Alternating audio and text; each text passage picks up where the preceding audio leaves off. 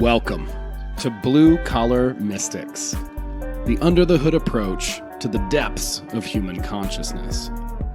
So many mysteries, so little time, so many big words. That's why we aim to take the mystical and make it practical, usable in your everyday life. And you know, we want to hear from you.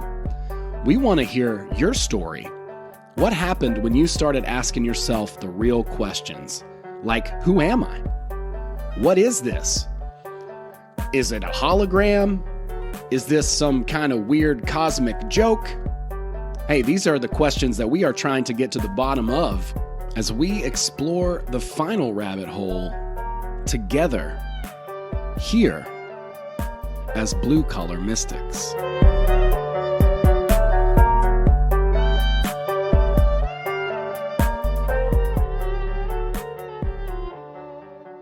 Right, welcome to the show, everybody. Blue Collar Mystics. I am ecstatic to be here recording this one today. This one's going to be one for the books. It's one that has been on the books for a long time. It's been in the Akashic record, and we're about to pull it down. And I'm super excited to welcome Gordon Hamil. Man, I didn't even ask you how you'd like to be introduced. There's so much to unpack, and it's so exciting to be able to sit down finally and really kind of open it up. So I just want to start by welcoming you.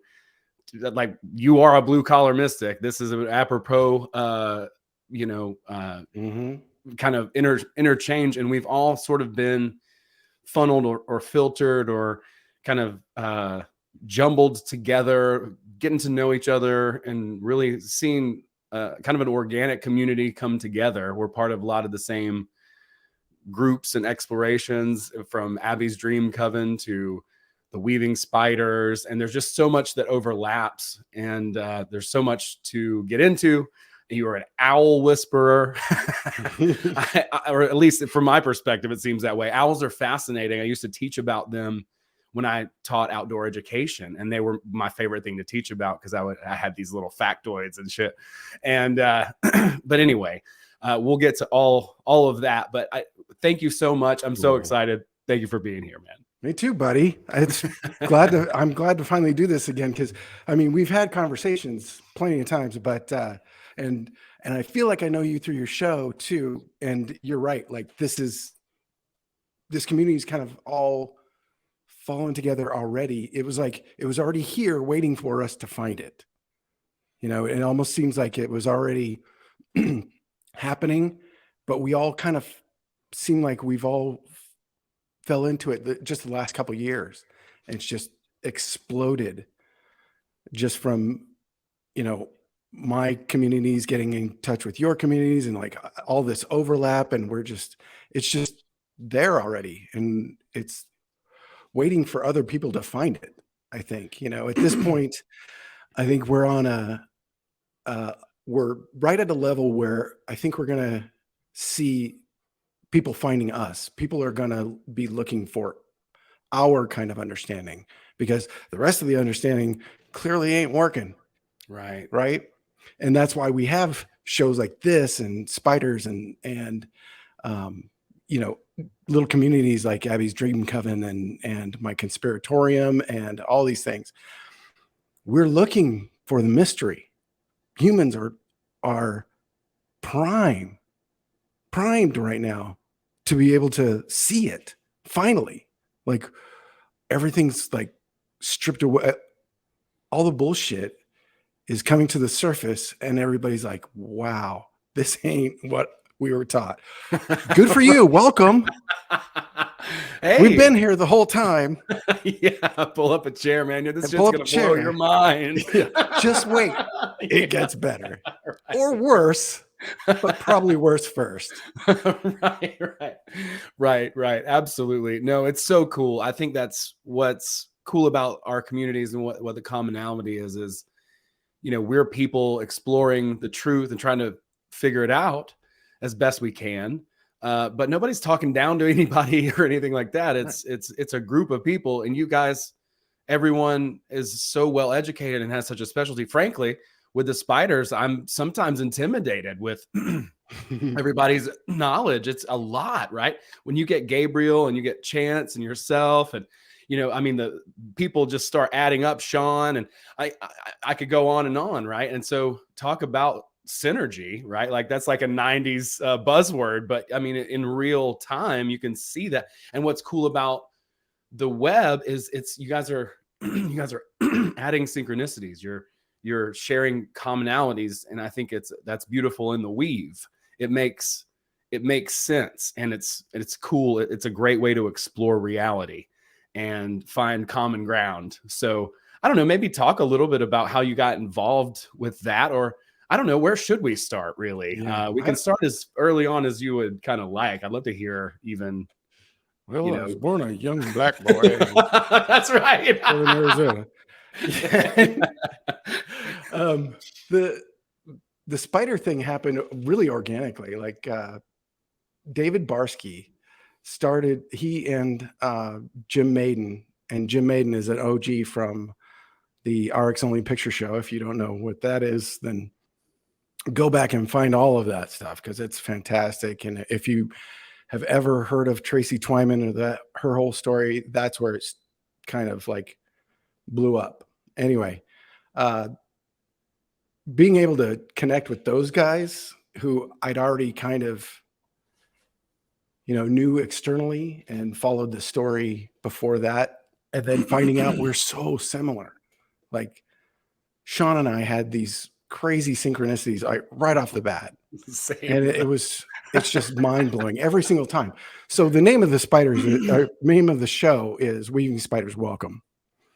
If you're not familiar with what that is a reference to, it's the crest on the outside of the Bohemian Grove that says "Weaving Spiders Come Not Here," and it has a picture of an owl on it.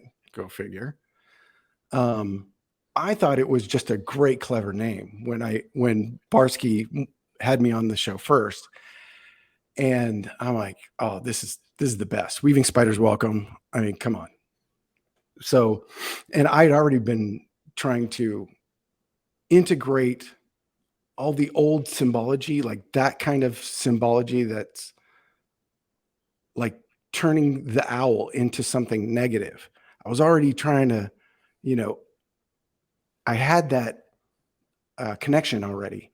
So if there was anything I could do to change that and bring it back to nature, like you and I think you and I have found mysticism kind of through nature. Like God talks to us through nature all the time, whether you want to call it God or source or whatever you want to put a name to it. It's there, and we just have to listen.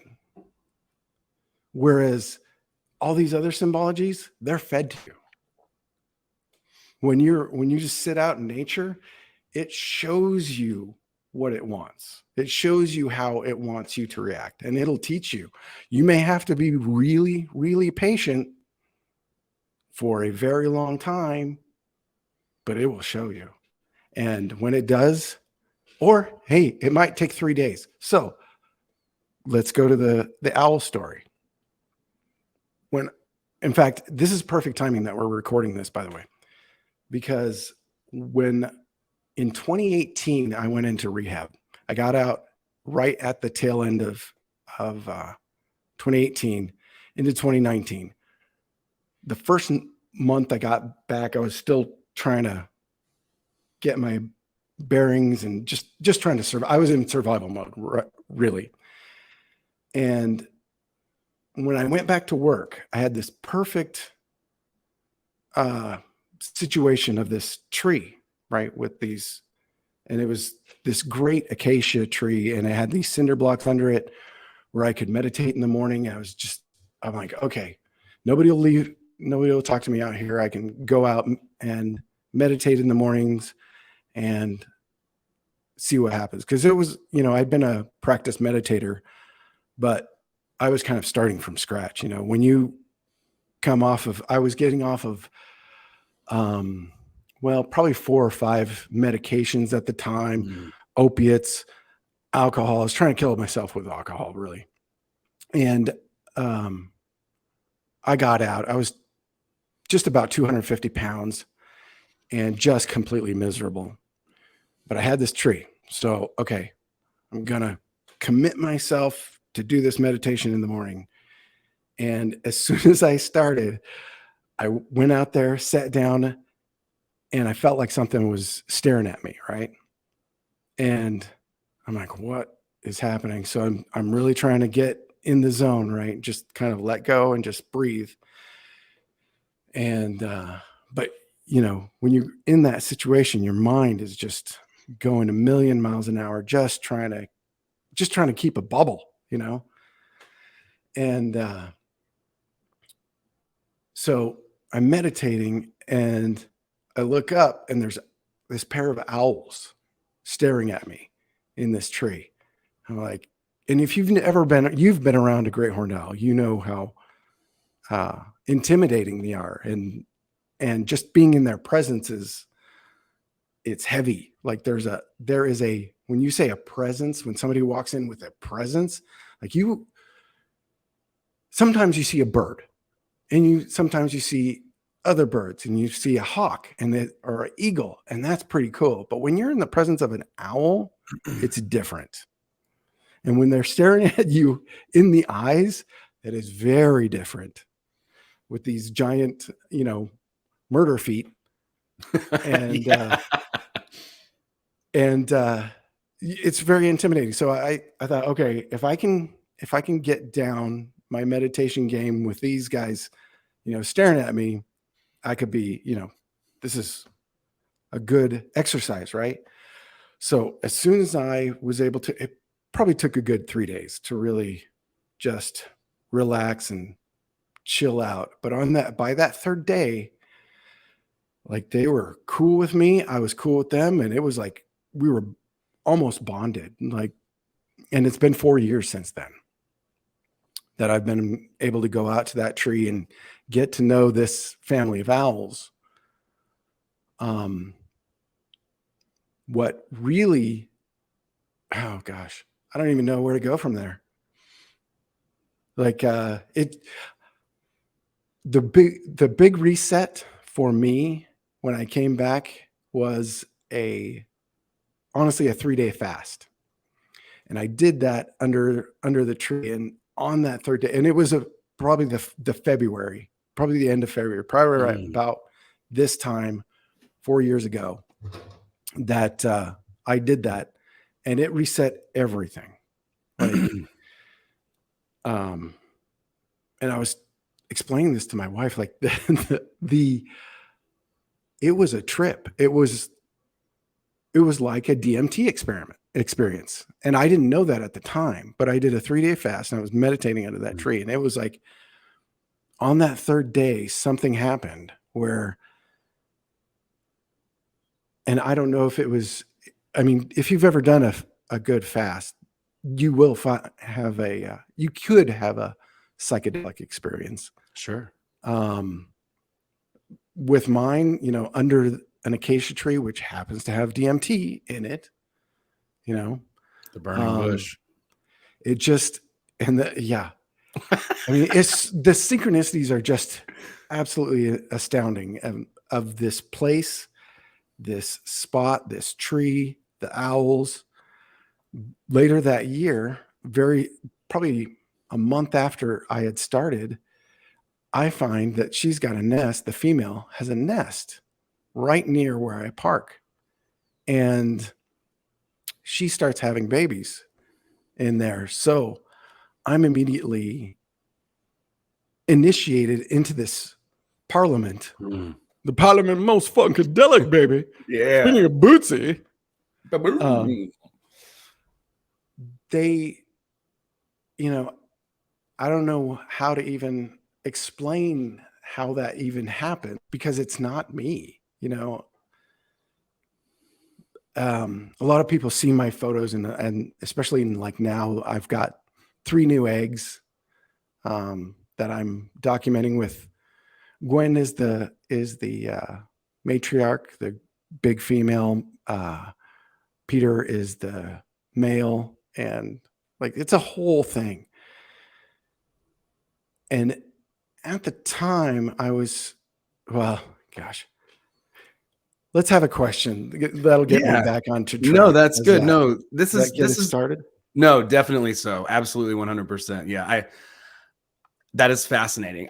So I think really one of the big things is that you're pointing out is that reflection in nature, and how that maybe is a bit of a grounding point for you when you had this reset. And I've had a similar experience. What I've been told is the Akashic records were opened. I've heard of other people have Kundalini experiences, even up to and including, people who are just really close, just regular folks in my friend group have some experiences through fasting or meditation or near death or getting sick or, yeah, I mean, there's, probably drugs too, right? Like there's a lot of ways to induce it for sure. But that actually really contextualizes the owl thing, because like I said earlier, I always thought they were cool and all that, but like when you kind of imprint even almost and say, okay, this aspect of reality, this piece of nature, and we are one, but here's a marker, here's a tether, and I see the connection a lot more now, and the fact that it's kind of grown into a family, that you've got to experience and be a part of and document, and we all get to be a part of that, is pretty freaking four generations now. It's crazy. It's pretty cool. Yeah. So 2018, you get out of rehab, off opioids, off alcohol, and what happens next? You make this connection with the owls, and you obviously have changed a tremendous amount since then. What started to... It all kind of happened. I mean, it's all in one. It's so much, but it's in one thing. At the same time, I was trying to build back my brain, because I really felt like I did have, I was diagnosed with a brain tumor. So I had like all this, I was fighting myself back from coming out of the addiction and the mind fog of the alcohol and opiates anyway. But I knew because of that, there's a really good chance you got brain damage, because that's what those chemicals do. And as I was coming back from that, I'm like, God, what have I done to myself? I do that self-punishing thing. Like, oh my God, what am I going to, I broke my only asset, because this was the thing. My body was a mess. I was 250 pounds at the time. And, everything was failing. I couldn't think my way out of a wet paper bag. And so I'm trying to rebuild it. And my wife finds this, idea that a ketogenic diet and high fats are good for the nervous system and builds back your brain. I'm like, all right. So I remember this doctor that I had heard years before, a Canadian guy, talking about how your brain is made of fats and cholesterols. And I'm Is like, it Gondry? Okay. Is that who it was? That might have been him. I might be off, but I think you're probably right. Yeah. But so I'm like, okay, I'm going to do this. I went full keto, high fat. And I did the meditation, and everything just clicked for me. I found out, I got off wheat. So you do an elimination first too. That's what helps with that fast. Will help you eliminate everything, all the junk that you've been putting in your body to begin with. And then you can figure out, as you add in other things, you can figure out what your body is sensitive to or how you react, right? So I found out wheat is absolutely terrible for me. I'm probably celiac, or they just spray glyphosates on everything and everything's ruined. That's which it seems like it is. I mean, it's the unfortunate truth, man. I mean, it's kind of hard to get away.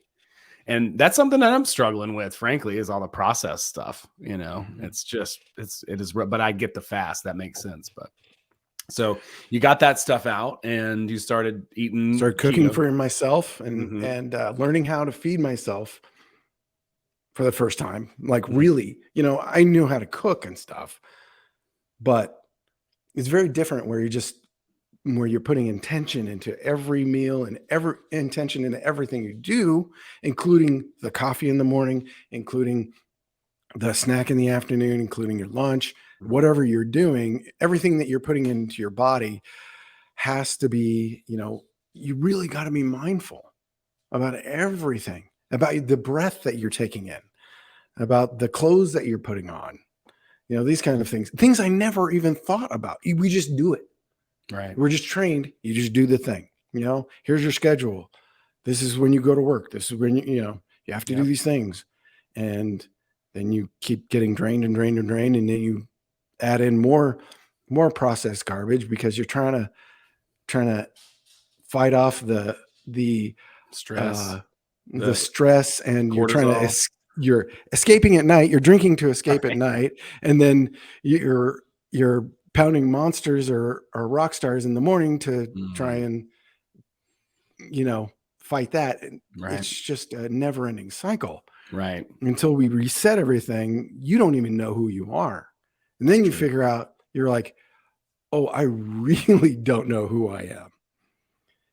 So I lost 55 pounds within the first month or two.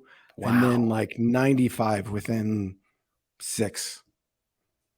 So I lost a total of 95 pounds. I gained a little bit here and there, but I've maintained since then for 3.5 years now. Wow. And it was, after that, it was super easy. And I know, and I hear people, they struggle, and we all struggle with these things. Sure. But once the mindset was set that everything you take in is something, and it is part of you, and you are part of everything, you only want the good stuff, right? Like, because you finally love yourself enough to care about what you're doing for you, not because you're making your avatar look pretty for other people, right? You're not making a show for anybody else, but you've finally got authentic with you so that you can be authentic for other people. Does that make sense? Yeah. So this is kind of where the whole heal yourself, heal the world idea comes into place, which this is all part of the whole mystic mantra, right? Is the 7 laws. And if you're not familiar with you're familiar with the 7 Hermetic laws, but for sure. It all comes back to one law, which is one, the law of one. Everything comes back together. It's all interrelated, and it's all mind. It's all here. Yep. Yeah. Everything you do is here. I read this book years ago called Biocentrism by this dude, Dr. Robert Lanza, which, interestingly enough, he is a geneticist. He was one of the first guys that really started cloning chickens early on. When he was a kid, even, in fact, he was genetically engineering chickens as like a junior high or high schooler. But he has this book called what did I say it was? Biocentrism.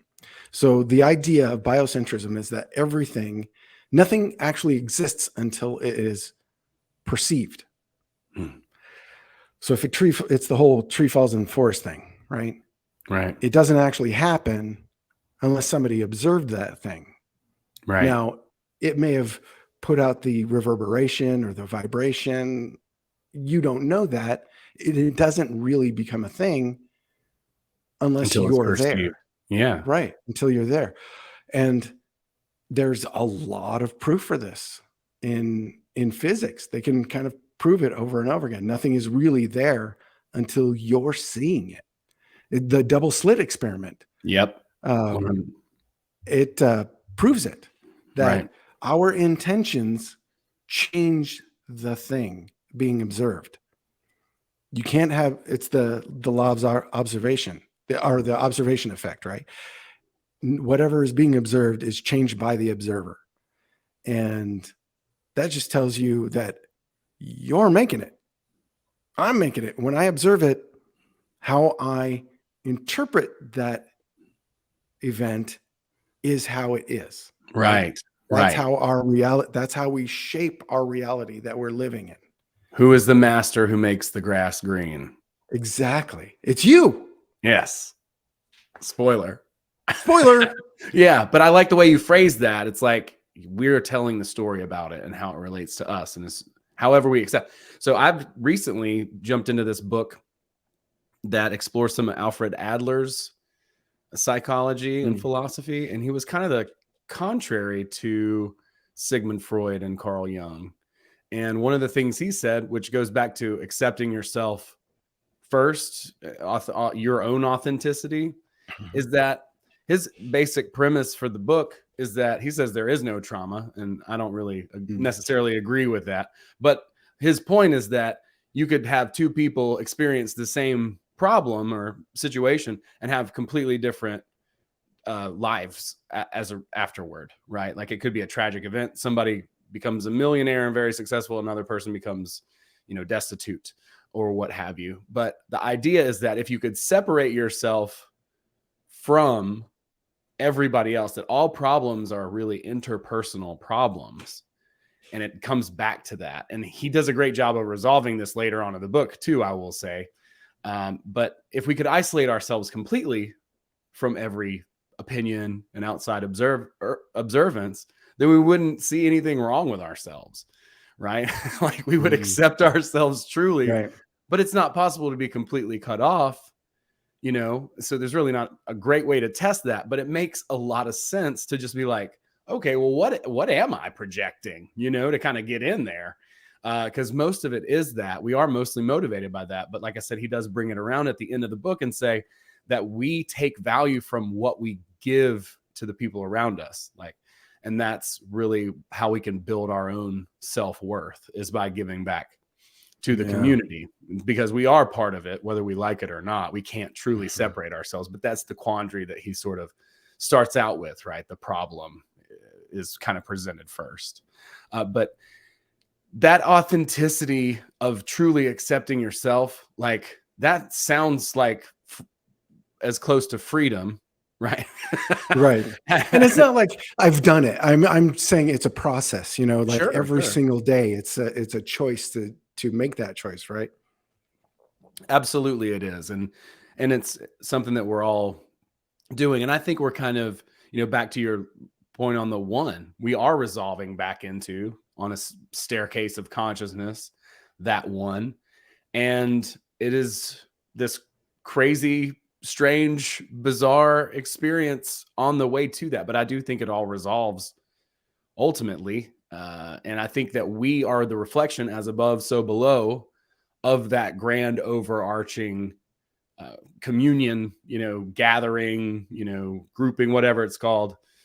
So we're kind of experiencing those growth pains and coming together, and more as it is, overall. I think it's also happening with us individually. Maybe that's part of our wake and that's up. how it happens is individually first, and then as you and I have these discussions and the spiders talk, and like we have all these tendrils that are going out all over the place. The web is much bigger than us. The whole thing is greater than the sum of its parts. And this is what we find but I think we don't get there until we find that authenticity. And then this is why I think nature is such a great reset. And this is why a lot of us find ourselves in nature. Like you hear over and over again, guys that came back with PTSD from any war, go out in nature, disappear, and then come out there. They just stay out there, first of all.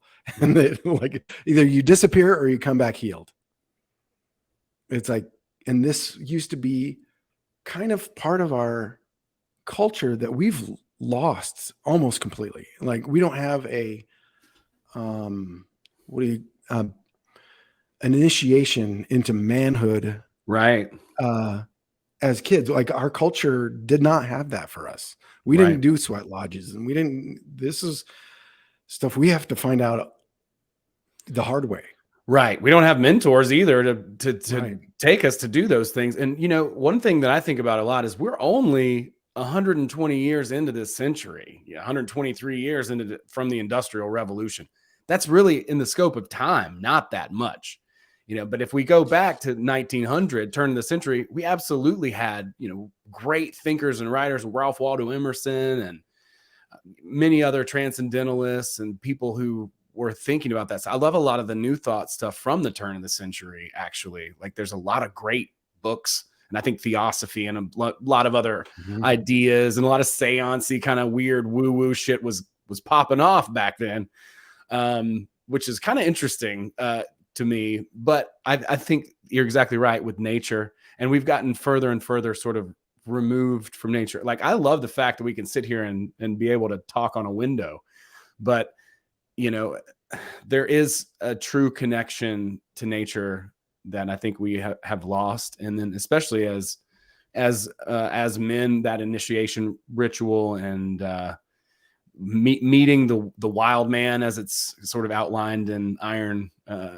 John, and having that whole experience, it's kind of missing.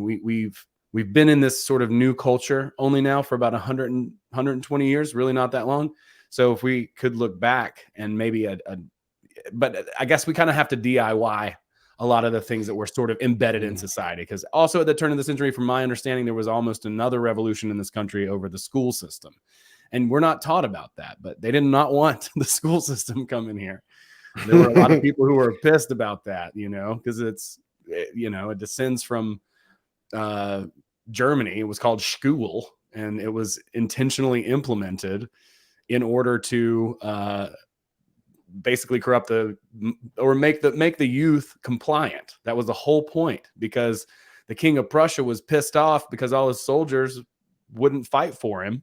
So they had to force loyalty. Right. Yeah, exactly. They had to engineer loyalty into it and obedience. That's what it was for. And as somebody who's worked in the school system for the last 10 years, I kind of get it. Like I really, really get it. Yeah, I mean, it's John Taylor Gatto's work is incredible on that. Brett Veinotte in the School Sucks podcast, and many other people who've done a great job covering that. But just to kind of contextualize where we are, it's kind of a crazy time, and things are happening so fast. But when you think about the fact that this is new territory, it's new terrain. Humans haven't lived like this yet. It's completely, and it's happened, and it's changing really rapidly. That we know of.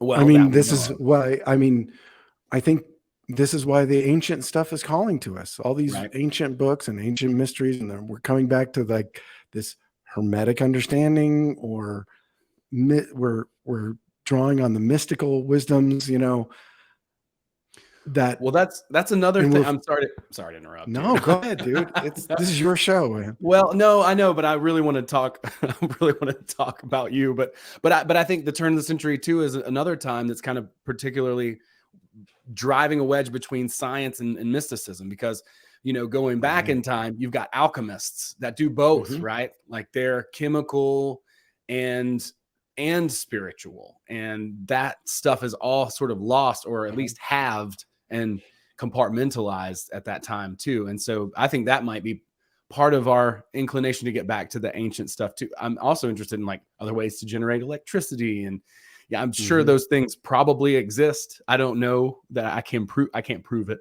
but I think there's probably some of that as well. But yeah, I think that's so interesting that those two things halved. And it's like the medical community, it's like shamans are just, it's like, or scientists are just shamans from the future with like lab coats on or whatever, right? Like they've compartmentalized everything or chemicalized things and separated them, when in our past, our ancient past, these things were all one and the same, really. Maybe with electricity as well. Well, the whole idea of reductionism, we have to pinpoint, we have to have one specific answer. We have to have a yes or no. It's all binary. Like it's either this or it's that. We have to have an answer. You tell me the right way to do it, I'll do it. That's how we're programmed to do, you know. But that's not how the universe really works. You know, which hermetic law is it that both things are always true? Yeah, it's like it might be correspondence, or every truth is a half truth. Yeah. Yes, exactly. Yeah. Everything's a little bit of everything, right? And Right. which is the same law of polarity, which is the same law as mind, because it's all here. It's all one law. Yep. So at any rate, doing the meditations, healing, you know, all that stuff kind of like fell into place. The owls were there. I was ready for it. But the real big thing was it was timing. The synchronicities I could not ignore anymore. So it was, but what I think the main thing that really set it all off to let it all go and let it all happen was letting it all go, was that surrender to, okay. And this is what happened with the owls. This is because of the owls. They were staring at me. I'm like, okay. And I understand this from animal whispering. I come from a ranching family. My grandparents were ranchers, and my sister has a bunch of animals up in Montana and stuff. Awesome. But understanding, you know, a whispering with an animal, when you let go and you just become one as an equal with whatever that animal is, they may or may not react. You know, it's up to the animal, but you have to come to their level. You don't tell them what they're going to do. Like, you got to get cool with them first for them to trust you. Right. And that was the meditation of just letting go. And you hear these they almost sound like platitudes of, you know, the magic of surrender, and which turns into some bullshit term some new agey douchebag is going to use.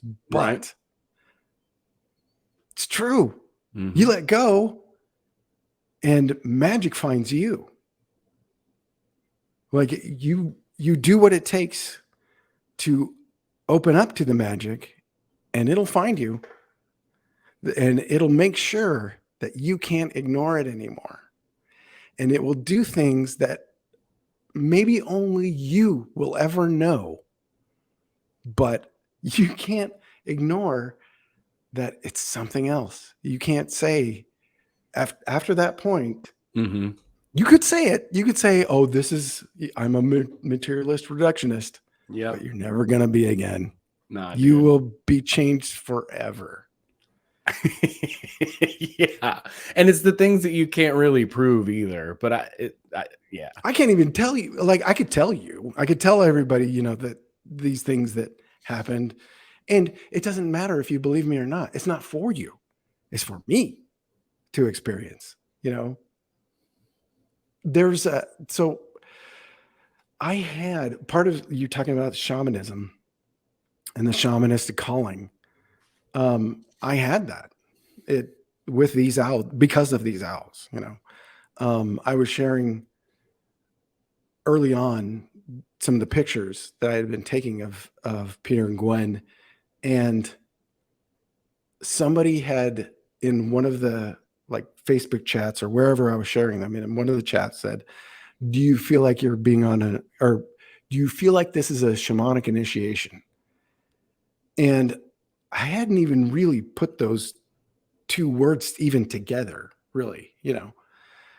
And I thought it was a friend of ours, Lindsay Sharman, you know, Lindsay. Yeah. I thought it might have been her. I checked with her because she was really the only person I was talking to at the time where would have that kind of understanding, you know.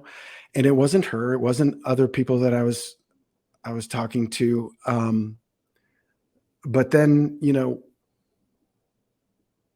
understanding that, and I'm like, oh, just the weight of it kind of just blew me out of the water. Like, what if it really is?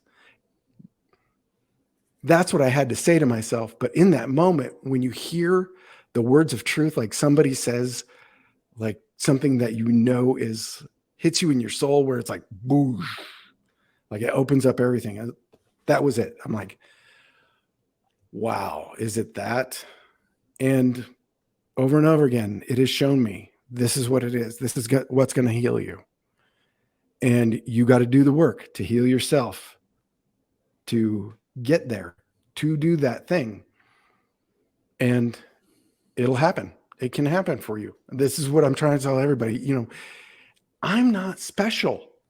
It took hard work to do this. Like, people say, they're like, oh, you have this great relationship with these owls and you're so lucky. I'm like, yeah, it took 4 years of fucking hard work, dude. Like, this isn't overnight. Right. Right. But, absolutely. I mean, it can happen to you overnight. Sure. If you put yourself in that position, but you got to get the fuck out of your own way for that to happen in the first place. Yeah. And I think a lot of that tension's resolved even just with action, right? Like, just taking action itself, it like burns off steam. It burns off nerves. It burns off conflict or friction, right? Mm-hmm. And that's part of it too. Cause I agree with you. I think things can happen overnight, but I don't think they really usually do for a lot of good reasons, like for really good reasons, right. Like, and then you look back and you're like, oh, and then sometimes you're like, you look back and you're like, oh, that's why. And then you were still wrong about that with being why, which is fun. Right. You find it. I am still wrong right now. I'm still wrong. Oops. Okay. All right. I'll stand by, I guess. Right. Wait it out. Wait this one out too. Okay. Figure this one out. No, but dude, that's so freaking cool. And I didn't know you had the background too of being, working with animals and that being kind of part of your family's lineage. That's interesting stuff. And I think all those things, they add up too. And you're putting that time, that investment in, which is just, it's incredible. It's awesome to watch. That to me is inspiring. And not to get into like hustle, grind, rah, rah, rah, but I have an admiration for the process and the work itself, because it's in doing that habit's established, that skill is cultivated. It's not like rah, rah, like not in the like sense of like, yeah, closer, you know what I mean? Like not like that, but like in the way of respect and appreciation, because it takes a lot. It takes a lot of time. You can't just scribble up a vision board and call it good, like you got to get out. Works for Amway salesman. I mean, it's a great way to start, because I think that does sort of implant the idea, right? And you're talking about timing, and I've noticed it with me. It's like, I try to force change on myself and sometimes have a really hard time doing it. I'll snap back or what have you, but there have been moments in my life that were peak moments where I was like, okay, I'm ready to get rid of this or that. I mean, smoking is a great example of one of those things. It was a few years ago, but I wasn't ready, and honest to God, didn't think I could do it for years and years. I was like, I would never be able to quit smoking. Like, I loved smoking. I would smoke 2 packs a day, or whatever. And now I can't even think of myself that way. Like, a cigarette, really. I see my friends smoke them every once in a while. I'm like, that does look fun. But like, but I'll never smoke another cigarette again. Good for you, man. No, I don't. Good for you. Mm-mm. Yeah. And you don't find those things until you do them, right? You don't know that you're a badass until you prove to yourself that you're a badass. I mean, nobody's really a badass until they've proven it. But,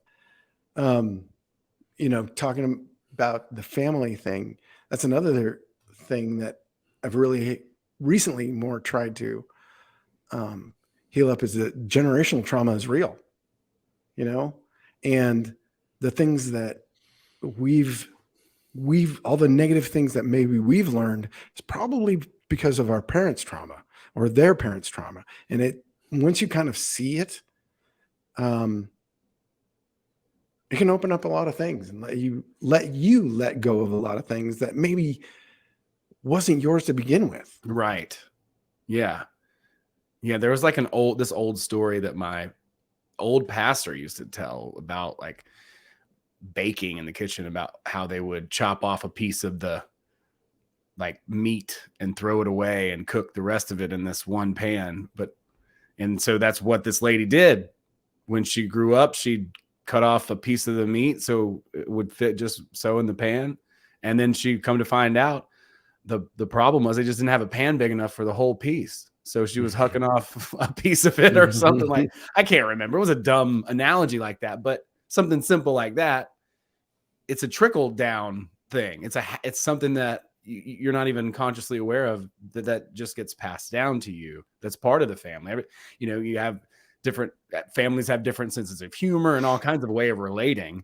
But that stuff just kind of gets passed down over time. And I look up to my grandparents and my parents and everybody with a lot of respect and appreciation. But there's definitely things that were passed down that they had no idea about, that they just passed right on. And if we don't become aware of that, then it doesn't. Right. And it's us blaming our parents for these things. It's probably, because they weren't aware of it. Right. How are they going to be aware and for us to even know? It's the whole cycle. You don't know it. You don't know that you've got a problem until the problem's pointed out to you. Right. Exactly. So, or you figure it out. And, one of the things that I've been saying for a long time too, is part of that process. One of the big things about that process is starting from scratch and when I say starting from scratch, I mean in your whole belief system, like taking hold of what you feel like you think you need to understand and letting it go and starting over from scratch. Like, understand that you know nothing in this process. When you're going into meditation, put nothing on it, let it all go, and just live in just saying live in the moment sounds corny and shitty, but like being in your body, being aware and sitting in your body, completely conscious of your physical body, your spiritual body, your mental body, your emotional body. You don't even know those things until you know that you have those things, right? And you don't know that you have those things unless you've been open to experience that thing, right? So when you start from scratch and you have to re-examine all of your own bullshit, all of the rest of the bullshit has to get re-examined too, from a different perspective, especially when you start over. You have to reevaluate everything in your life, your relationships with your family, with your friends, and you will lose friends, and maybe you'll lose family, but that, it's part of the process. They may come back too, they may come back. Yeah, exactly. Because you'll probably integrate all this shit, and then you'll be able to kind of rejoin society. I don't know. That's how it happened to me. I was like, I'm out. and then I had to come, I had to cut the grass, get rid of it all, right? Like like you're saying, like you gotta rebuild everything. It's reboot. Brutal. Yeah. I love that scene in Doctor Strange where the Ancient One separates the Hulk or the Doctor Strange from his body. And she tells him to forget everything you think you know. And that's where you start. I'm like, oh, and I remember seeing that. I'm like, that's it. That's exactly what happened. Like, and once you get out of your own body, and this is what psychedelics is this kind of this shortcut for some people. And if it helps people, that's great. I would suggest trying a 3-day fast and, doing it on your own, get your meditation game down first before you try any of those things. But I do feel like they are therapeutic. I feel like you could probably like, really get to another level with microdosing or anything like that. But you're never going to get to a level where that's not a scary situation until you're set in yourself. Like, I think that's why people scare themselves into like shrooms or whatever when they have a negative experience. It's because you had that intention to begin with. Right. You were scared to begin with. It's all here. Everything you do, you're going to see yourself. It's like that. It's like the scene in Empire Strikes Back where Luke has to go to the cave and kill himself, right? As Darth Vader. Yeah. It's all going to be you, man. Yep. Yeah. I tend to agree. That makes a lot of sense to me because it is so mental, right? Like when it gets on top, it's on top of me. It's like, well, you're on top of you, that's what's going on. But I also would encourage people to, embrace those processes. And it's so easy to try to want to shortcut stuff now. But again, back to appreciating those processes and how, it's like we did cold plunges and stuff. And it's like, your body does not want to go into freezing water, but on the backside, it's worth it. The payout's there to do that. I mean, you could just snort cocaine, but you could. Yeah, you could. But the dopamine's frankly better, more sustainable if you do the cold plunge. So it's a better experience. But people also just learn to embrace. And I think that's when the results come too. It's like when you learn to fall in love with, it's ironic, of course, and paradoxical because everything's a fucking half truth, right? That's just it. But once you do fall in love with that process, then the gold comes when you're not looking for it anymore, when you're like lost in it, when you're like, I'm just doing the thing and I've built this process and here it is. Right. And that's when the results come, when you stop looking for them, ironically enough. Right. When you stop looking, it shows you. Yeah. Mm-hmm. So I wanted to ask you, how much has dream work helped you? I know that you're really doing it too. I'm doing it. I'm doing it as much as I can. I have a hard time. I have to be really intentional to even remember my dreams at all. And sometimes still don't. And I'm kind of like a little miffed, that I haven't had a lucid dream yet because I've been close. But it's all part of that. And that's part of that process too, of just exploring it. There have been a couple of things that have been profound. And then there's been a lot of mysterious, unexplainable stuff, but I need to be even more intentional about it. It's not something that I have a natural talent for like Abby does, right? Where she has been lucid dreaming for years and taught her kids how to do it and stuff. That's a fortuitous position to be in. And it's envious. It's enviable a little bit, right? Because that would be great. But I'm learning a lot with it, for me. And I think I had an experience kind of similar to what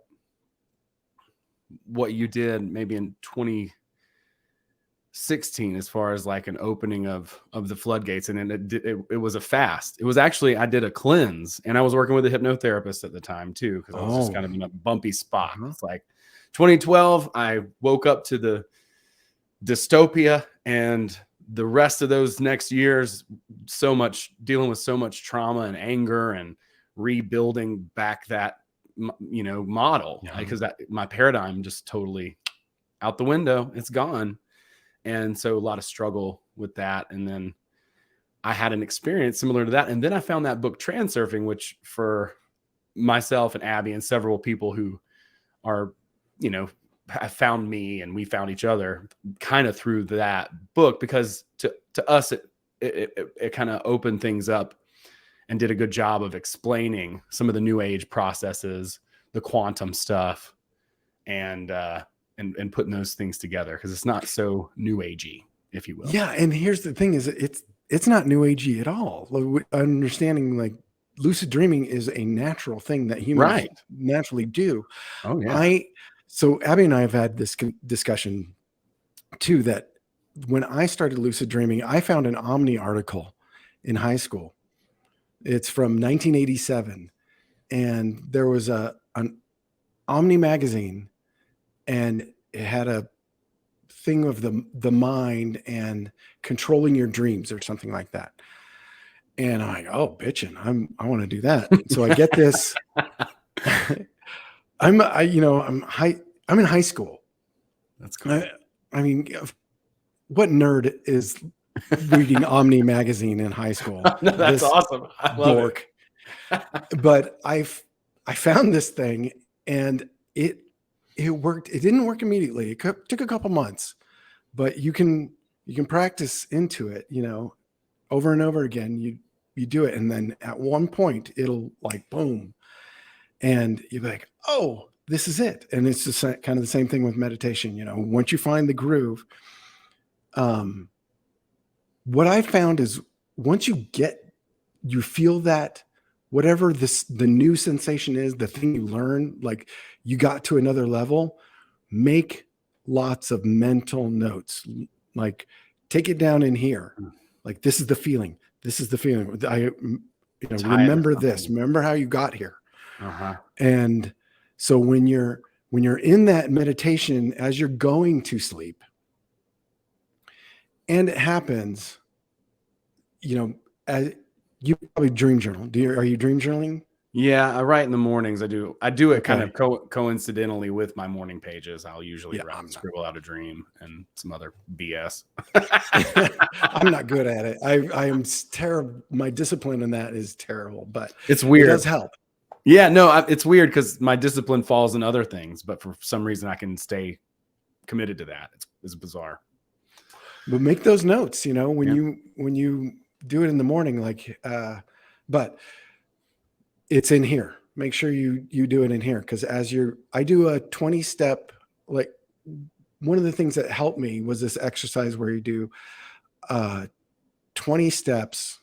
You visualize yourself walking down a staircase, and each time you take a step, I do it barefoot. So in my dream, I'm feeling each step.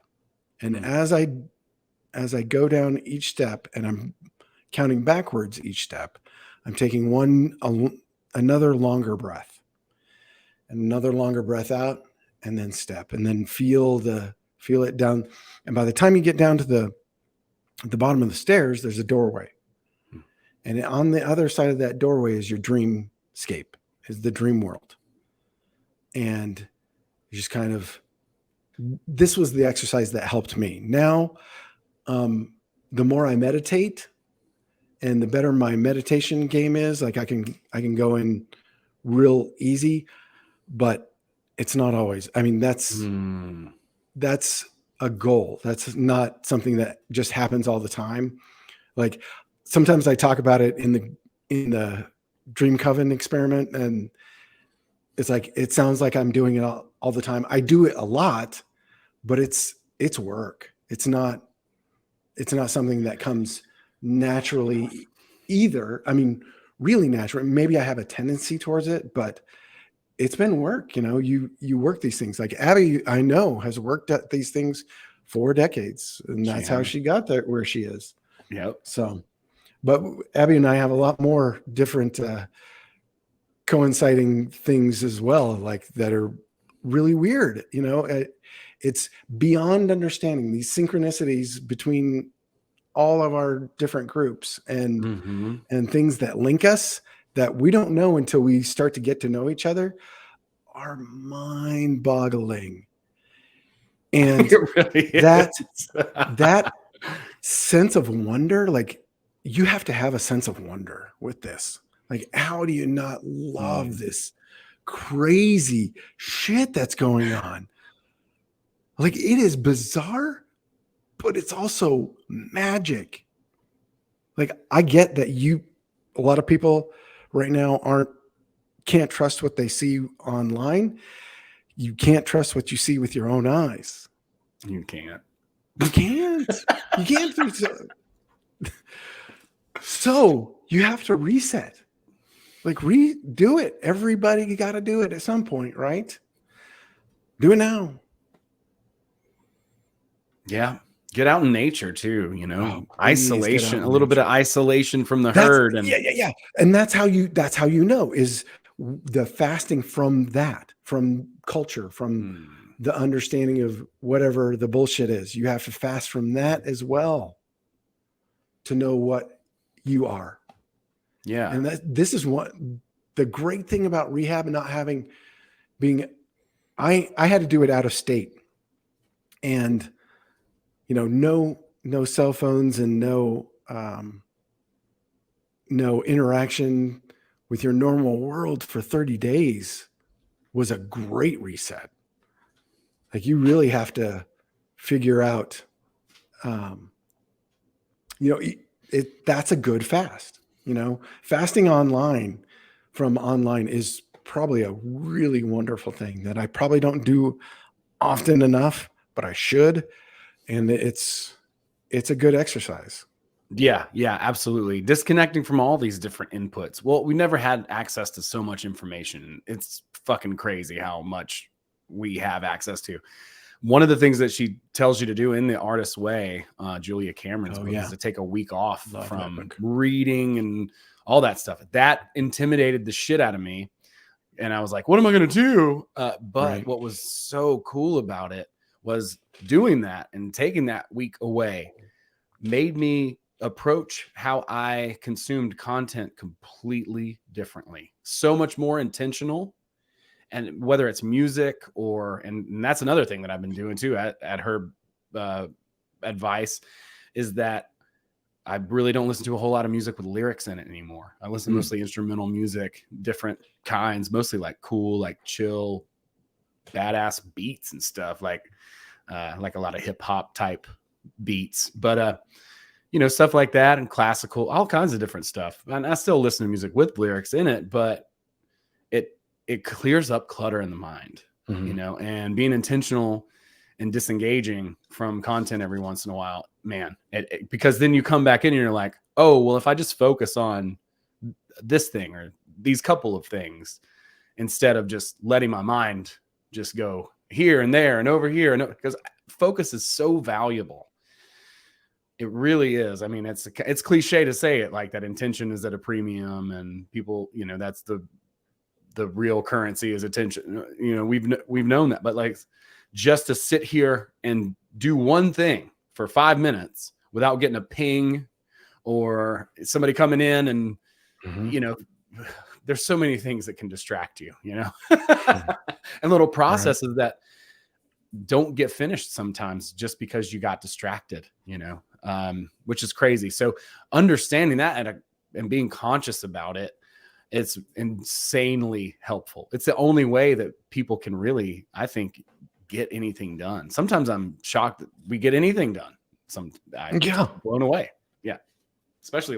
If you ever worked in a governmental institution, like it is amazing. Anything gets done with the garbage that people have to go through just to get one thing done.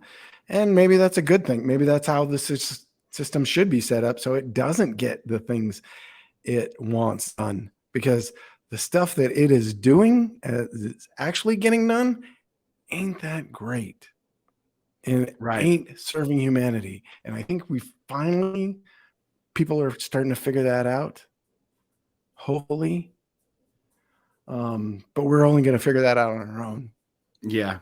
So each individual's got to figure that out for themselves.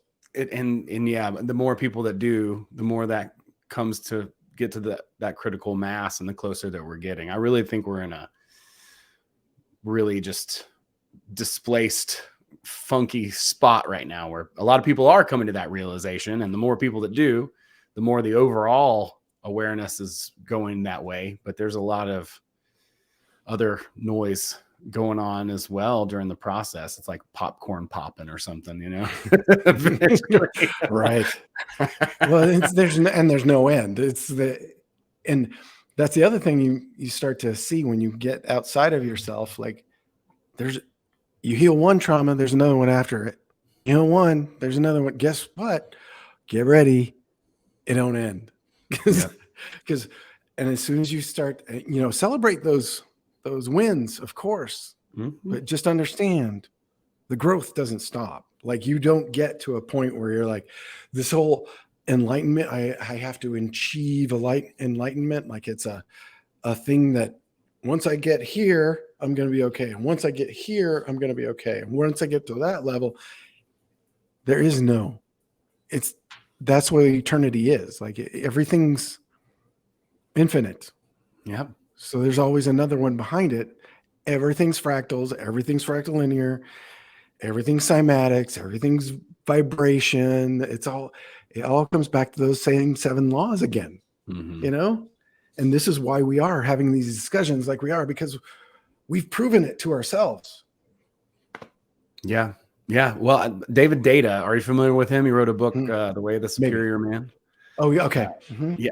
Yeah. He talks about like, don't look for an end in anything. And, back to that process, because he's talking about finding purpose, and he talks about it in concentric circles, like smaller and smaller circles. And when you're going toward your deepest purpose, you're going toward your core fear. So, but it's like layers of an onion. So that's how you can tell that you're on path, is that you're going towards fear. And each time you get closer and closer to your deepest purpose is how he illustrates it, which is a great way, in my opinion, to kind of denote that. It's like, you got to, and it doesn't stop, but you got to keep going. He talks about masculinity and femininity a lot, and specifically masculinity. A great example that I remember from the book is like the difference between getting on a motorcycle and riding it because you're afraid, versus getting on a motorcycle and riding it because you're avoiding pain.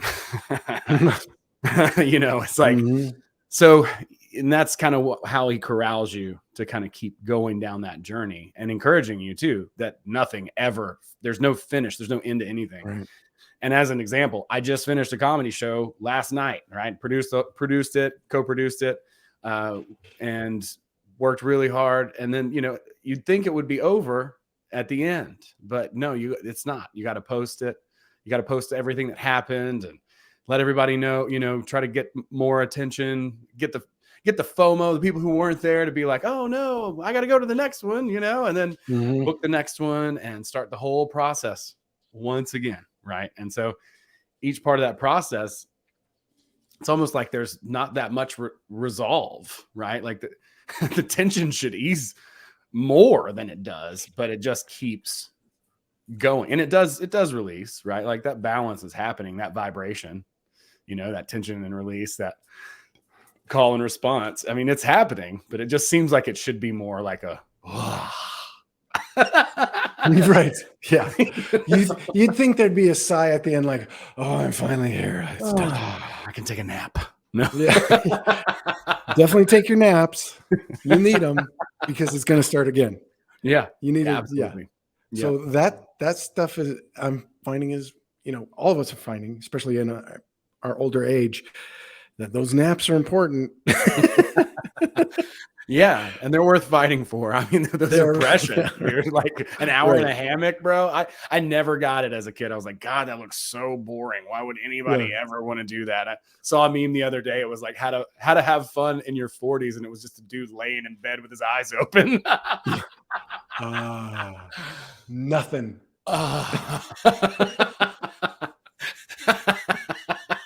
Having nothing is the best luxury.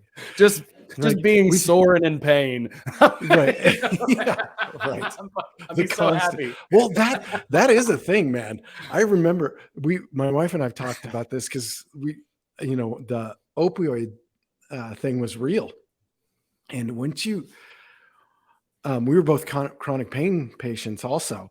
And once you've gotten like that, just being free of pain, after you've been in chronic pain for years, it's not the euphoria of the drug. It's the just not having pain is euphoric, because your brain does this thing where I don't even know what this is. And like, it's just boom. And that happens in fasting too, where your brain just, it's like this euphoria where I feel like when you're out in nature in that spot, like it's not a euphoria that a drug euphoria. It's a euphoria that we should have been living the whole time. Right. Like that's like you get little glimpses of, oh shit, that's our natural state. And you're like, right. And we're constantly trying to rein that back in. But you don't get there by trying hard. You got to try easy. I like that. One of my favorite books is The Music Lesson by Victor Wooten. He's a bass player. And his whole thing is don't try hard, try easy. I love it. When you try hard, the harder you try, the more in your way you're going to be. And once you know all the scales and the music, the music is in here, you just trust yourself to be with that other, because you're playing a team sport when you're playing music. You have to listen, especially with jazz, you have to listen and play off those people and the music. And when that happens, it comes out and it's greater than you are, because you all are. I taught a rock band for a couple of years at a high school here. And one of the things that seemed to help with the students is we had a bunch of different bands, and I would have the bands do breathing exercises and vocal exercises, and when I would be able to get them to do the breathing exercises together, and I was getting them to meditate without letting them know they were meditating, but having them connect to each other, holding on to each other's shoulders, and breathing together. It's like the metronomes on the piano. All of them will sync up within, a very, very short time. And I always noticed that when they played after that, they were always more synced. They always listened to each other better. And the vibe, because you're on each other's vibration. It's the same thing of why it's important to ground yourself. That's the other thing I tell everybody, go stick your hands in the dirt somewhere. Yes, I am lucky I have this great tree, but right outside that door is another piece of dirt, and there's some dirt back there, and the earth is there. It's everywhere. We don't have an excuse. I know we live in cities and stuff, but there's trees. You can go talk to nature. You have animals probably. It's seeking you out too. Yeah. Well, it found you. Well, it found you too. Yeah. Well, I'm with you, man. I stand in my yard, and usually if I'm talking on the phone, I'll just stand out in the yard and talk on it. Right. But water for me too, huge water person. And so I do the whitewater rafting thing in the summer. I love it. I got to have it. And being out in it's cold water, and you narrowly escape death. and there's something to that too. Gurdjieff talked about that in Castaneda too. They get the shit scared out of them intentionally, to get back into that survival. Because back to the Industrial Revolution's only 100 years ago, right? Like we might have been out and chased by a bear or something, and those survival instincts, we don't push that envelope nearly as much. But for whatever reason, those adventure sports, and for me, rafting was just the one that I fell in love with. Lots of water, and it's beautiful. It's a great way to see, and also a lot of sunlight too. Sunlight. You get all of that, right? And one, and good exercise, because I like to exercise too. Get your yayas out, and then there you are, and you're in nature, and it's water, and water's beautiful. It's beautiful to watch. It's fun to watch it flow, and I've learned a lot about nature and spirituality and balance. What's crazy about it is like a wave is formed because of a rock. Like water flows over a rock and then it fills itself back in. So water's always trying to level itself out, if it had an intention, I guess. But it's finding the path of least resistance and flowing downhill. And all of these bends and all these rocks are what create the features, like the big waves and the holes, we call them, and all that kind of stuff. So it's kind of cool to watch it because you'll see it flow over and then turn into a wave. And you're like, I know there's a rock there. You know, I can read the water and see what it's going to do. And it's awesome. It's a beautiful thing because it's like you're working with the river, you know, it's pushing you, but you're also, you know, moving around with it. But yeah, I don't know. Yeah. And doing the shit that scares you, I think, you know, we think about that being whitewater rafting or skydiving or whatever. And the whitewater, I envy you, dude, that you do that every single summer. Come out. I'd love to take you down. Dude. I would love to. Come on down. It's so fun. But doing the shit that scares you, there ain't nothing scarier than going inside your own head, because that is the stuff that every man, you know, not every man has been whitewater rafting or go skydiving, but every man will have to deal with his own shit at some point. Sure. And our own conscience is what keeps us from maybe our fear of dealing with those things, because it's going to suck. It's going to be hard because you're going to realize some things about yourself that, you know, you suck at, you know, that you can really improve on. Yeah. And that's the shit that's scary, but you're right. You know, fuck around and find out. You're not going to know. You're not going to know. Unless you try it. Yeah. And you got to just try it. Just start where you are, you know, just tackle the next thing. Just the next thing. It doesn't have to be jumping out of a plane at 40,000 feet or whatever, right? Like you can just do a public speaking endeavor or like, you know, whatever, right? Like go out and do whatever it is that is, you're nervous to do. It might be to go, like one of the things in that book is that asks you a question like, what are some things that you used to love to do as a kid? One of them for me was rollerblade. I used to love to rollerblade. It was fun. And I wrote that down, and I swear to you, 2 days later, my friend hit me up and she was like, hey, we're all going to the roller rink. You want to go? But I mean, I was scared to go. And then she was like, she asked me, and I was even kind of scared even at that point. I'm like, I'm an old man. Like, so like, look like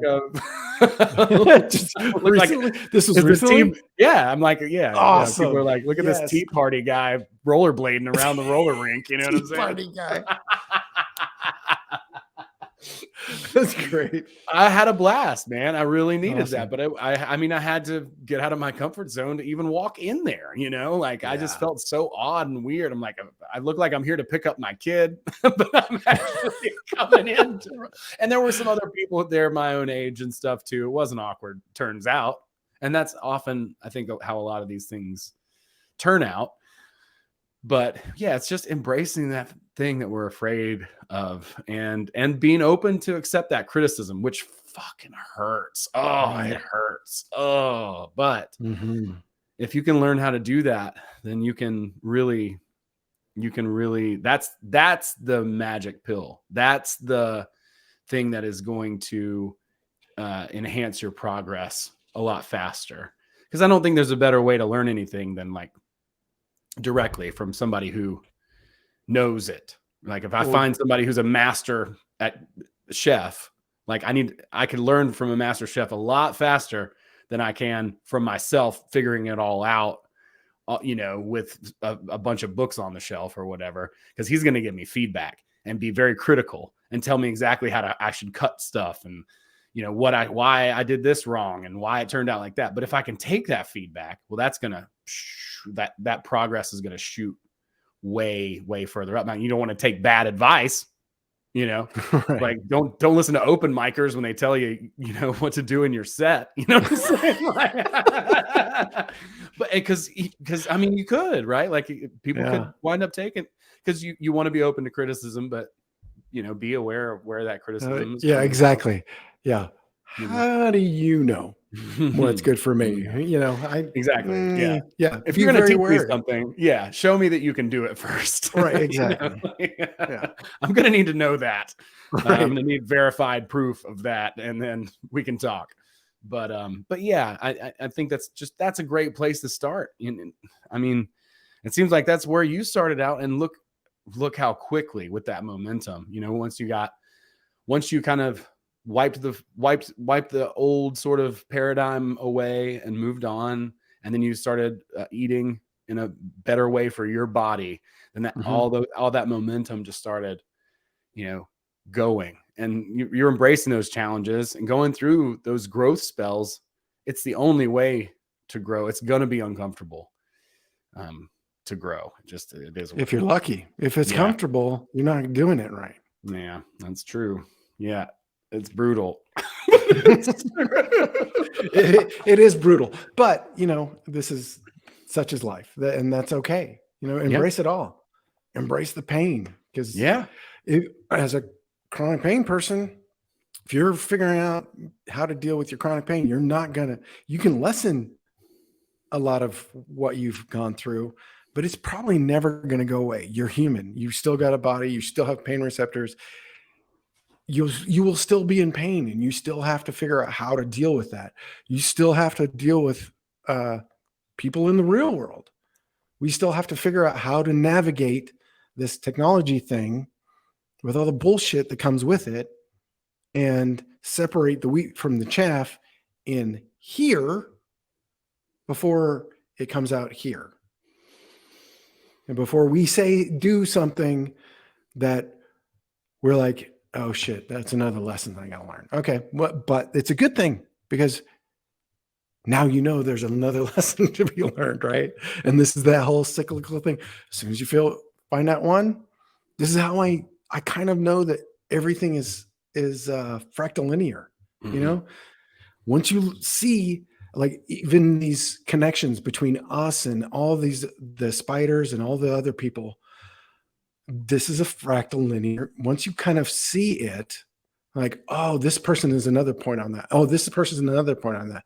Oh, and that event in my life was another point in that. And you kind of see it from the outside. It's like, oh, everything is fractals. And then you start learning about cymatics, and like, cymatics look like fractals, right? Well, what if you extrapolated a cymatic of one tone and put all the tones in, Dave Brubeck's Blue Rondo a la Turk or whatever, and you saw the cymatics, like, what would that look like of each individual instrument and each individual sound? And because, like, with Dave Brubeck, you can take all four pieces, right? It's only a quartet. And this might be a nice little exercise. When you are listening to music, listen to beyond the music. I don't know if you've ever had this experience when there's a new clip of Danny Harrison and George Martin that have come out there, where there's a hidden guitar solo behind, I think it's Here Comes the Sun, but in one of the Beatles songs, but there's a hidden guitar solo in there that would have fit perfectly, but changed the song completely. And they didn't know it until they got the master tapes and started digging in to all the levels and things, right? Well, I don't know if you've had this experience or not, but once you've, like, maybe Pink Floyd's The Wall, and you listen to that on good headphones on a gold CD or something like that, and you're like, oh, I never heard that sound before. Like, there was once you heard that new sound, that song will never sound the same to you again. And I think this is kind of why this leads me to think that Mandela effect is fake. Because, like, I have the memory that Smokey Bear was always Smokey Bear. It wasn't Smokey the Bear. I had a Smokey Bear doll that talked when I was a kid. I still have it. It's a mess, but it exists. And people are always arguing, Smokey the Bear. And the same thing with C-3PO's silver leg. I'm like, C-3PO always had a silver leg. I don't know where you're thinking of. And like all these things, we trick ourselves into misremembering things all the time. And you can your timeline changes every 5 minutes. I mean, you are choosing a new reality every second you experience a new thing, because you're never going to see the rest of those things the same because you saw that one thing, right? It was a thing we just didn't know before. The more we have that gnosis and understanding of experience, then all those things open up. But you don't get there by not getting out of your own way too. Here it comes back again, right? Try easy. Don't try so hard at this stuff. I love that. I love try easy. And, it makes a lot of sense too. I spent some time playing in bands back in the day, and that was kind of what I was doing. And then over the past few years, that got me into comedy. There's a lot of crossover there. There's a lot of mutual respect there from people who do comedy to people who do music, and vice versa. And for good reason, because they're both very highly respected skills and art forms, at least from each other's point of view. And I think there's a lot doing it in front of everybody, like right. you are fully exposed. This is the most vulnerable thing. That's why people fear public speaking so much, because you are completely vulnerable. It is tough. Yeah. Especially if in the moment, and being able to be comfortable with that. It's a nervous system sort of thing too. Right. Which kind of goes back to that fight or flight kind of thing. But yeah, I love the try easy thing. And Victor Wooten, I do know who he is. He's a bass player for Bela Fleck. What's your main instrument? I assume you probably play a few. I play a few, but voice was always my intro. Ooh. That was my first instrument. That's everybody's first instrument. But I was a singer as a kid, and I played guitar and picked up bass and all those things. If you're in a band, you're going to pick it up. Yeah. And for sure.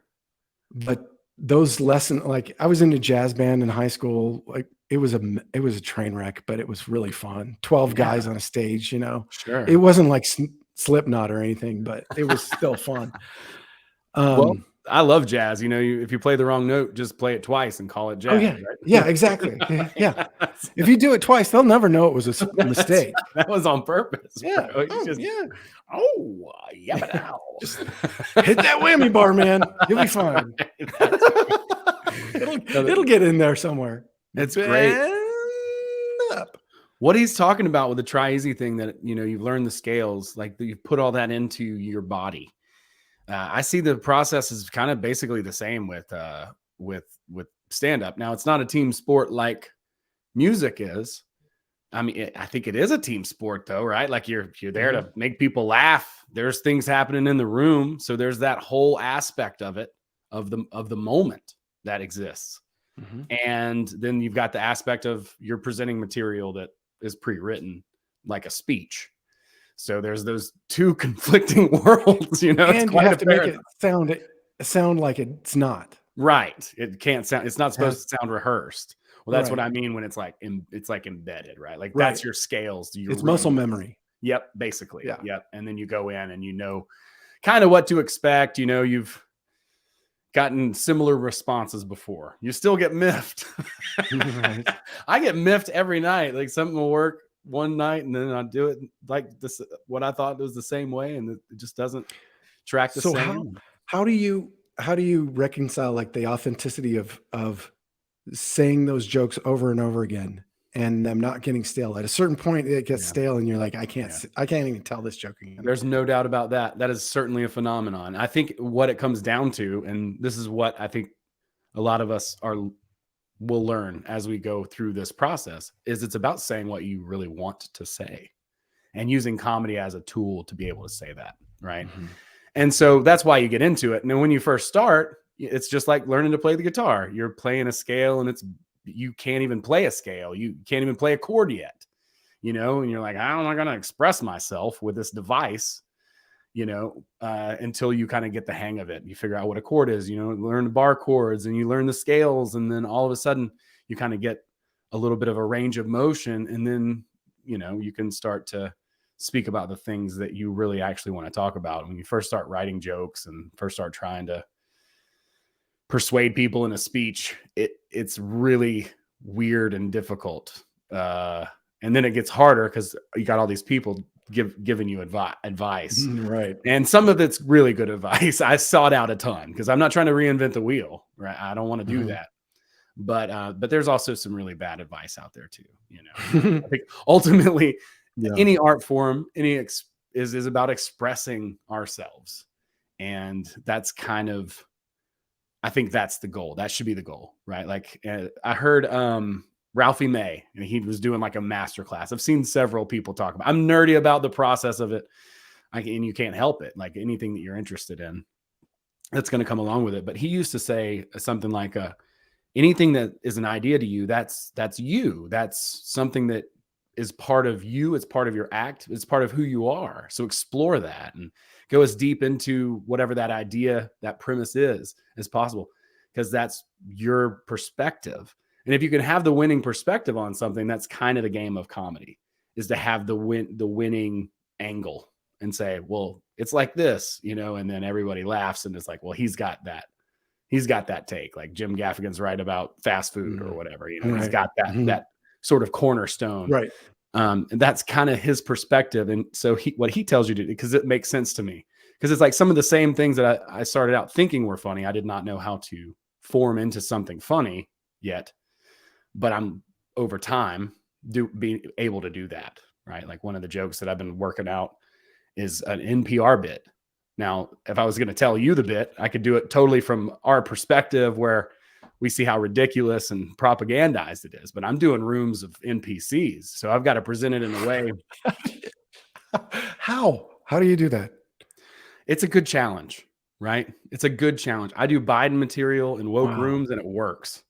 And that's because I'm coming from an angle where I'm not really taking an opinion on it. I'm just pointing out the absurdity of how ridiculous he is. My premise is that I love Joe Biden actually, because he's redefining comedy.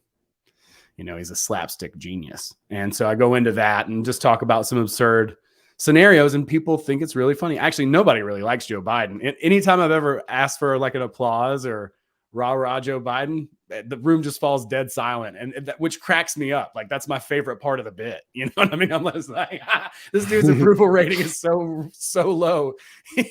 even at the woke mic, like they're not clapping for this guy.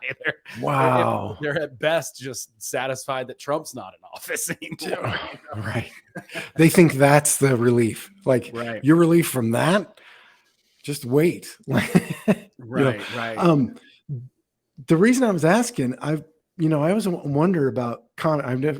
I've only done comedy once, and it was like a ripoff of in junior high, it was a ripoff of somebody else. Anyway, but I've done a lot of stage time. I was in musicals. I was Riff. I love it. In West Side Story. So I had a lot of jazz hands and really bad dancing.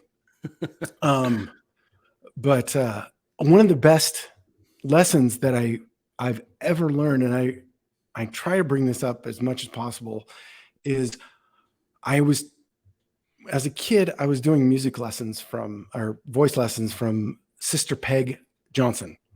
There's a nun in Billings, Montana when I was a kid. And I got up there, did my performance for her. I was trying to do this regionals competition, and she was helping me out to kind of nail this thing down. And I got up there, did the song, and she sent me home. She's like, go home. You don't care. Go home. I'm like, what? I'm being fired. It was like she fired me. Right. And she's like, no, I don't believe you. Go home. You don't care. Go home. You're done for the day. I'm like, no. Wait. What am I doing wrong?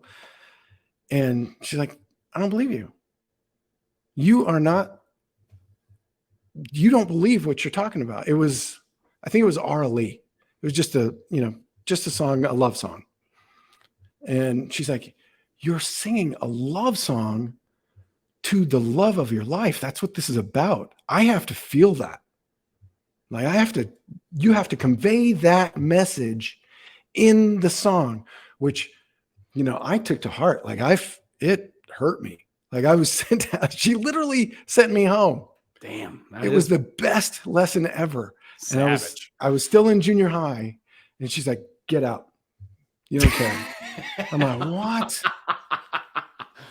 So I come back the next week. She's like, so what'd you learn? And I'm like, I nailed that thing, man. I believed it. There you go. Trust me, I believe. But here's the other thing is after singing a bunch of and leading worship in church that I knew I wasn't buying that. As I was coming out of my mouth, I started really starting to examine what I'm saying authentically. Like I had to stop leading worship at a certain point, and I'm like, I can't do this. It's not only disingenuous, it's damaging to my soul because I'm not being real about it. I'm lying to these people every single time I'm getting up there. Not that I'm lying to them, but I know there's more and nobody's getting it, right? And it's just inauthentic because we're doing the same stupid songs over and over again, and it's lost all its art. And if God wanted to be worshiped, it would have been through a creative form, not repeating, the Pledge of Allegiance every morning. Right. It has to be an authentic place, and you're not going to be connected to source unless it's at the very least authentic. I think your core. Yeah. I think that's why I've been seduced by the comedy, temptress, because honestly, I would have probably been that toxic positivity, not actually facing the harsh truths of reality, instead avoiding those, which it's a balance. It's a dance because you have to acknowledge the challenges, but it's also important to stay positive. But I think I would have been to the point of where I would have been basically repressing. And what do they call that? It's like, there's like a spiritual sort of spiritual bypassing or something like that. Oh yeah. Mm-hmm. I got you. So for me, I think it's fitting, and everybody loves to laugh anyways. I mean, it's fun to laugh. It's just comedy is, it's not what I thought it would be, which is interesting.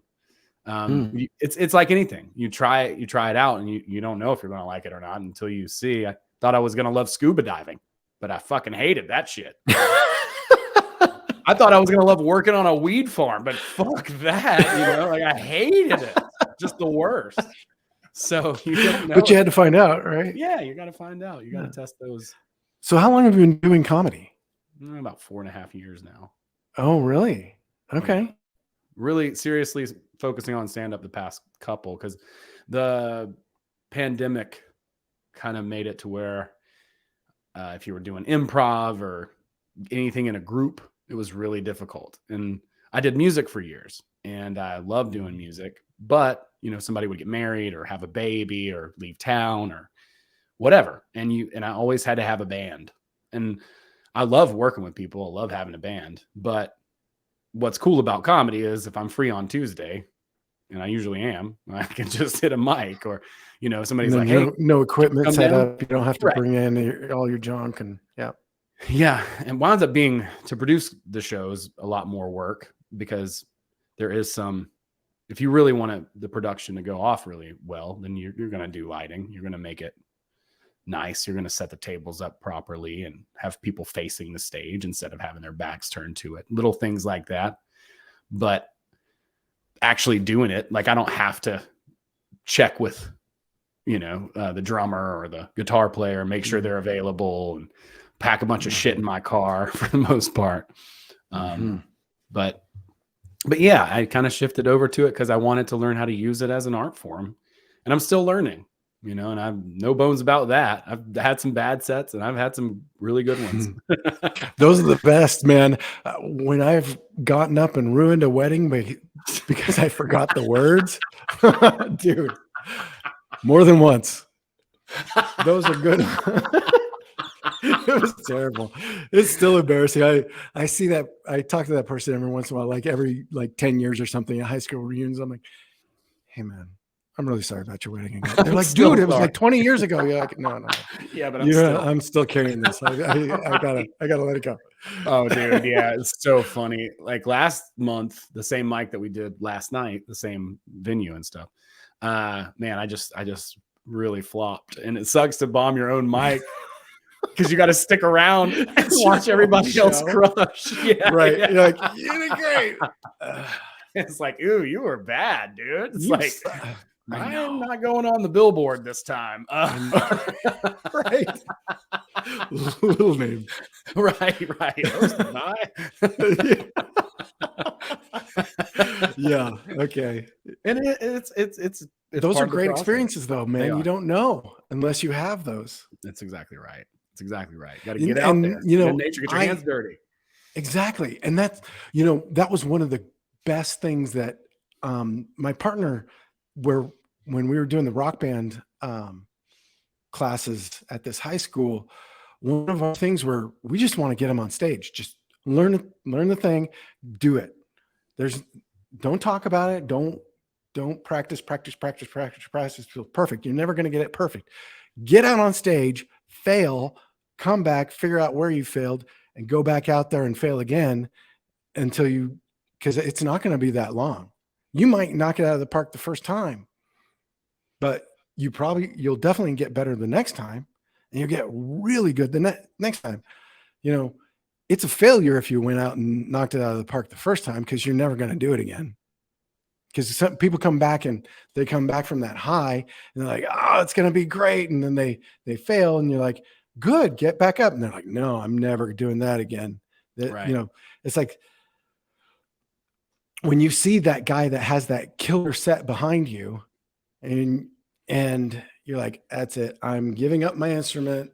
I am burning my guitars. My amps are gone, because that dude, I am never going to be as good as that dude. We're not worthy. Yeah. We're not worthy. Yeah. I get it. But you're going to be something different than that guy. Exactly. You're not. I have played with some fantastic musicians that I would have never compared myself to. And they're like, and when we all see each other in that band and we're all kind of cooking, when it's cooking, when you get in the pocket and there's the groove and everything's flow and you don't even have to think about it. It just comes out. It's like Charles Mingus always said that God is in the spaces between the notes. Like you don't have you ain't got music until you got the spaces, right? Because God's going to tell you what's happening when it's quiet. Right. So, I mean, it could be a whole bunch of notes, but it's not going to be music unless you get the rests. And he also said that when people asked him where his music came from, he's like, it comes from I don't know, something up there. I'm just a vessel. It just flows through. And he's right, man. At a certain point, every, musicians and authors, they don't know where it comes from. It just flows, because at a certain point, we got out of our way. It became muscle memory, but you got out of your way for that second for it to become magic. Yeah, there's two analogies I like here. The first thing that comes to mind is Norm Macdonald's famous question, where do you get your ideas from? Right. He would ask everybody that just to be kind of annoying, right? Just to annoy people. Exactly. Yeah. And then the other is Wayne Cohn of the Flaming Lips, who he talks about how, like, whenever you write something brilliant, it's like a cosmic accident. It's like this crazy miracle that happens between, the universe and you as an individual. But he's like, but it doesn't go in there. It doesn't happen if you don't go in there and try for it. You know what I'm saying? Like, you got to do that. You got to put yourself, if you just sit there and don't do anything, the miracle's not on the way. But if you go in there and you kind of got to chase after it a bit, try for it a little bit, but try easy. That's Try so easy. good. That's Yeah. so good. Yeah. I love that. And especially in comedy, man, like for whatever reason, it's just it can be very tense and nerve wracking, music's that way too. I mean, stage fright is a real thing. Real. Jesus, bro. I've never been more gripped than starting out and doing comedy or after, having a little, because you go through stages, the learning curve is real. It's like you're talking about it. You do something, you do pretty good at it, then you fail at it one time. You're like, I'm not fucking doing that again. Mm-hmm. But like, you just don't realize your perception's not there. It's like, to your point about the Mandela effect, your perception's not there. You think you did good. You know what I'm saying? Like, it felt good and it felt pretty good, but then you go again and your perspective widens and you start to understand how much more is involved and wrapped up in this process. And master makes it look easy. And so it's deceptive. And so anybody who's making something look easy, for sure, they've put a lot of time and work into it. So, that whole like learning curve thing, like there's that part of the acquisition of the skill where it goes, I think it's the Johari window. It's like you're unconsciously incompetent first to start off. And then you become consciously incompetent. And then you become consciously incompetent. And then you become consciously competent. Right. Like you learn all the rules and then you got to break them to make something else. But you got to have that's the coolest thing about Bella Fleck, the Flecktones. Like that is the weirdest band on paper you've ever heard of. It's a bluegrass banjo player, a funk bass player, a Jewish pianist harmonica player, and the bass player's brother plays drums on a weird ass drumitar machine thing. Oh yeah, I've seen that. And he made it. It sounds so bizarre on paper, but when you go to, if you've ever been to a Bella Fleck show, and please do it, it's great in recording, but it's nothing like being there. Like, go to jazz shows, just experience it. But that group in particular has taken all these freaky genres that don't seem to mix on paper, but it mixes, it works beautifully because every single one of them are open. Howard Levy's harmonica skills are mind-blowing. I've never heard anything like that come from a human's mouth before. And I've never heard anything like Victor Wooten. Nobody plays like that dude. That's why everybody wants to imitate that dude. Yeah, he is probably the best alive. Unless Claypool's maybe a close second, but my God. And he's a freak too, frankly. I mean, he's different. Yeah, exactly. It's like, it's like you're saying, he's different, but he's different, and Victor Wooten's different, and Bootsy Collins is different, and but they each have that mastery. But they all had these rules. They come from whatever genre they were in and broke it, and then reintegrated all these other things like you're talking about with Primus. Primus was punk. Like if you listen to the early Primus, it was punk, and then Les is playing like these funk things, and Herb is playing these jazz fills, and they're taking all these genres and they're reintegrating all these. They're breaking it down to its components and then making something else out of it. And that's where innovation happens. When you learn all the rules, broke them, made something else. Do it to yourself. Learn all your rules, break it, start over, and find out what you are. Yeah. Yep. I love it. Awesome. Great place for us we could talk for probably a very long time. And I'm excited at the prospect that we very likely soon will. I think we will be. Yeah. We'll continue. No, we will be. Yeah. We're going to be sharing some music too, because that's something I'm very passionate about music. And I love music. What do you play? What's your instrument? I'm a bass player. I started out playing guitar a little bit, but I switched over to the bass. My friend James was much better at guitar than I, and I did sing. I was also a singer as well. So I played guitar, and then here's how Bela Fleck and Victor Wooten really influenced me is I wanted to sound like Bela Fleck on guitar, like his claw hammer thing. I'm like, that is the coolest thing. He's playing jazz on a banjo. Yeah. And it's the most amazing thing. It can sound absolutely beautiful or ugly and everything in between. It's just magic. But then I see Victor Wooten playing. I'm like, what? Like, it just completely blew my mind. I saw it in 1990, like their first tour, maybe 91. And it just broke me. I was like, this is a whole new world, right? So I get this, I'm trying to play guitar with like claw hammer picking, you know, and my wife gets me a 6-string bass. And because my buddy is like, maybe, you know, you should try that on bass and see what happens.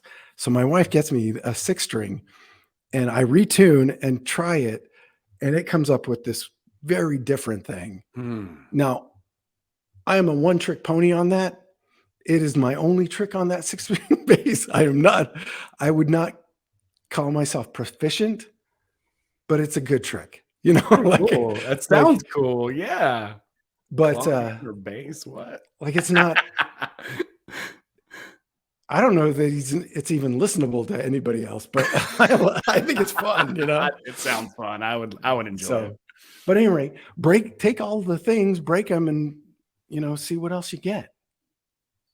I love it. Yeah, just keep on keeping on because it's never going to end anyway. Experiment. Chop wood, carry water. Right, exactly. Yep. And after rinse and repeat. Absolutely, 100%, man. Well, let us know where you're hanging out, where people can get at you. I always plug the spiders. Weaving Spiders Welcome. It's on Weaving Spiders Web's channel now. I'll link it. It's on Saturday nights. It's to be experienced. You have to be there, or it's just a long 6-hour slog of listening to people talk over each other. But I love them very deeply. Awesome. Is it still later at night on Saturdays? Yeah, it's 8 o'clock. 8 o'clock. Usually 7 or 8 o'clock on Saturday nights Pacific, and then goes to whenever. Oh, that's Pacific time.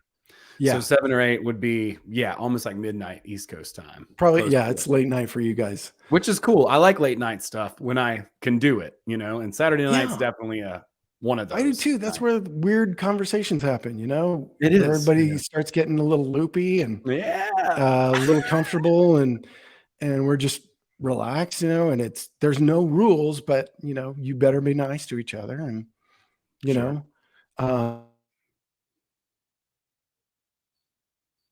it's jazz conversation, you know. We play off each other's things, and because of that, synchronicities happen.